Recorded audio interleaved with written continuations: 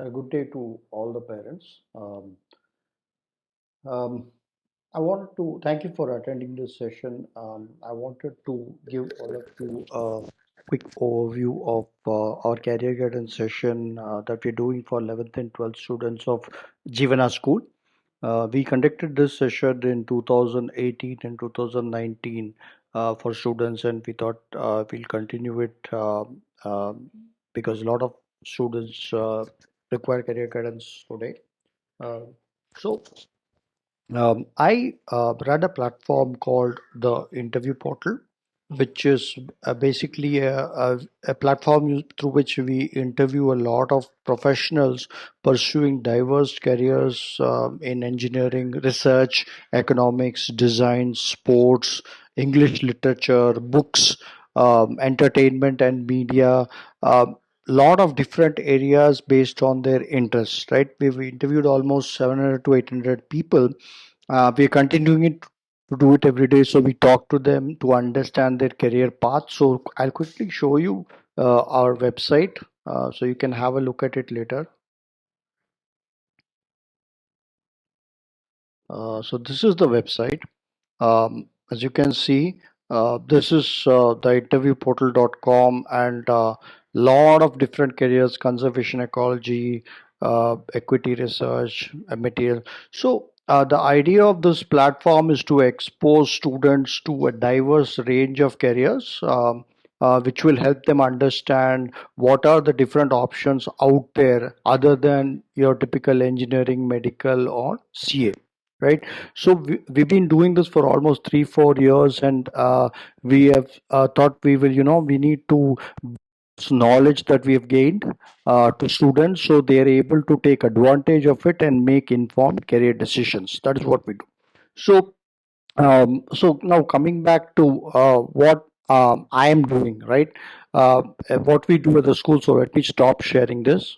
Uh, so now to get back to the essential aspects of this program, especially how will the 11th and 11th and 12th standard students benefit from this. So let's first start with science, and then I will do the same for commerce to explain what they will benefit. See, for science student, the biggest question for them is the IIT JEE exam. Many of them who want to become engineers, all of them take the IIT JEE exam. um, in 2019, 12 lakh people took the JEE exam. 12 lakh people. And that number is going to go up, and it's probably going to hit 15 lakhs by in the next 2 years, around the time when you're going to be taking that exam. And the number of seats in JEE are 5,000 across all the IITs. And if you take the other engineering colleges, probably 1 lakh. 1 lakh itself is a larger estimate, but let me assume 1 lakh. If you take both these figures, the selectivity rate to get into IITs is 0.33%, and the selectivity rate to get into any normal engineering college that is registered under JEE is around 5%. That means less than 1% out of 100 people is likely to get into IITs, and less than 5 or 6 students out of 100 students is likely to get into a normal engineering college. That is the level of competition. What that means is your son or daughter could have spent 3 4 5 6 years vigorously pursuing studying, but it is those 3 hours those matter. Those 3 hours when you write the exam. And if there's been a lot of focus of even which results in a silly mistake or loss of 1 mark, you're going to go down by 800 to 1000 ranks. So it's no longer a test of your intelligence but test of your focus, right?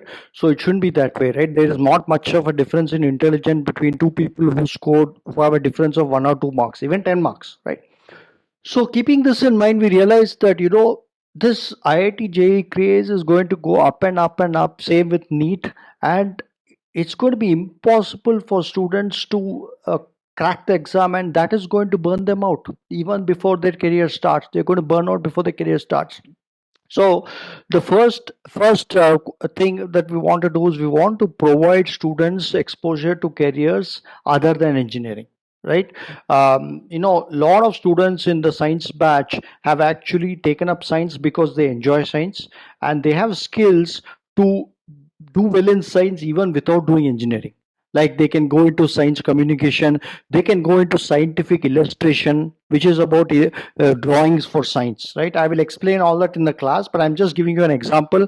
They can also go into public policy, they can also go into design, right? They can also become a patent lawyer, IP, dealing in intellectual property. So a lot of career, lot of students do not take science today, and I got this feedback when I took these classes in Jiva, because they feel that they will be pushed into engineering or medical, right?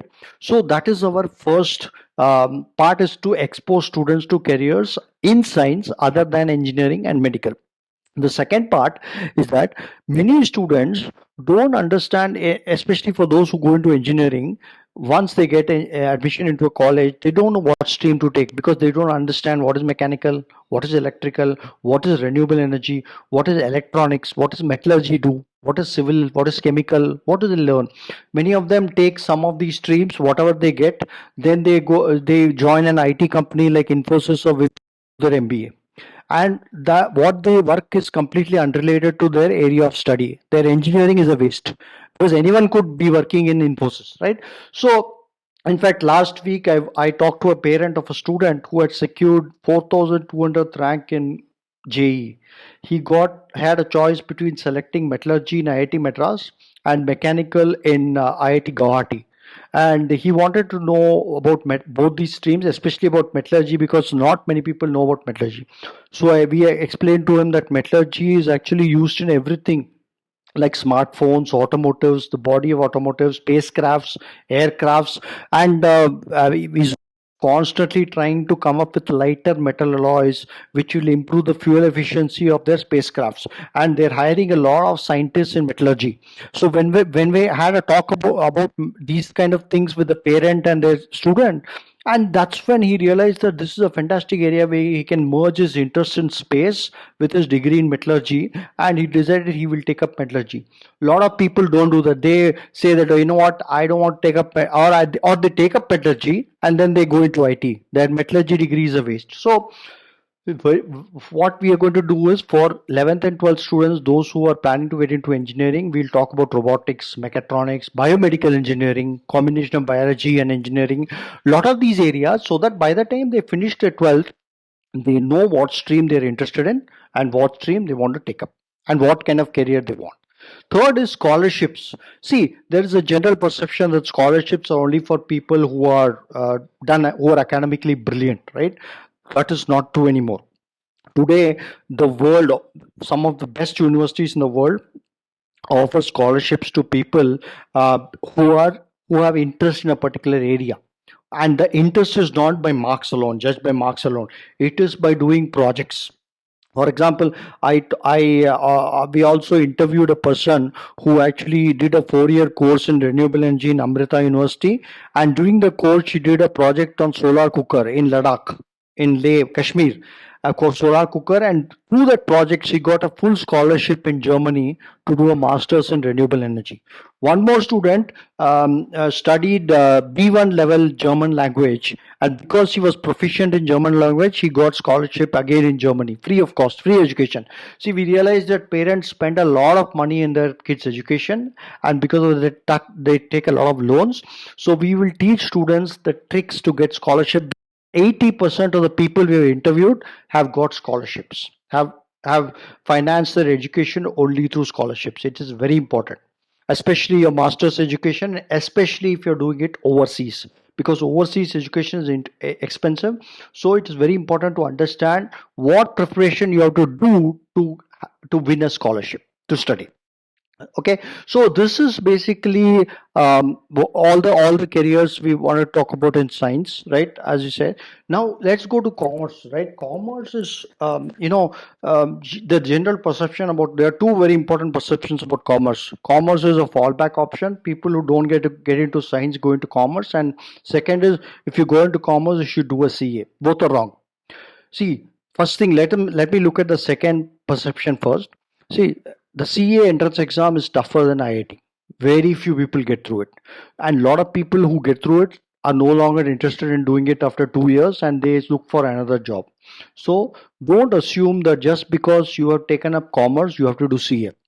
Commerce is a huge world. Now let's come to the first perception. Every business that is successful requires a combination of engineering, that is science, and non-science, that is commerce. Why? You could look at any automotive company like Honda or Toyota or Tata Motors. They use scientists and engineers to build their cars, but who sells their cars?